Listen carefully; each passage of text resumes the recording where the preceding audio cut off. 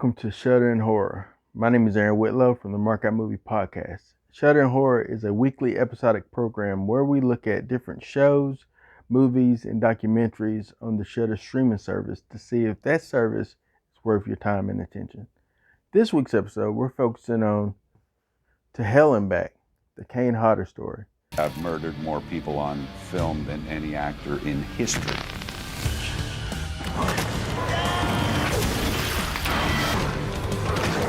Kane played Jason, and Jason is a huge character. Kane Hodder is a Hollywood stuntman, a legendary Hollywood stuntman who has worked on several things. From obviously, he's in a movie called Prison. He just done other stunts for other movies, and what is it? House Second Story, House 2, the Second Story. He did stunt work in there as well. So he's a big known stuntman. But the biggest claim to fame, obviously, is playing Jason Vorhees. And so he is the one actor that's played Jason Voorhees the most, and rightfully so. But yeah, this documentary is very, very eye-opening and entertaining. Eye-opening because you find out more about who Kane Hodder is. Kane Hodder looks like a scary guy. Like, he has kill tattooed inside of his lip, and he just like he's big bulking guy, like he'll break you in half. But this documentary lets you know that he's pretty much like a big gentle teddy bear.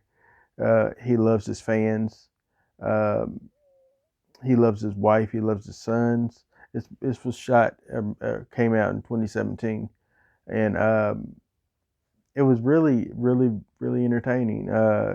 His story. He grew up in, I believe, Hawaii. He was bullied as a kid. I can relate to that. I was bullied as a kid as well. I was bullied through elementary all the way through high school. I suffered from being bullied, but for the most part. But when I started kind of taking up for myself, just like Kane took up for himself. But yeah, it was a really eye-opening documentary that really shed some light on who he is. He is one. He had the record for the longest fire stunt at one point for Jason from Friday 13th Part 7.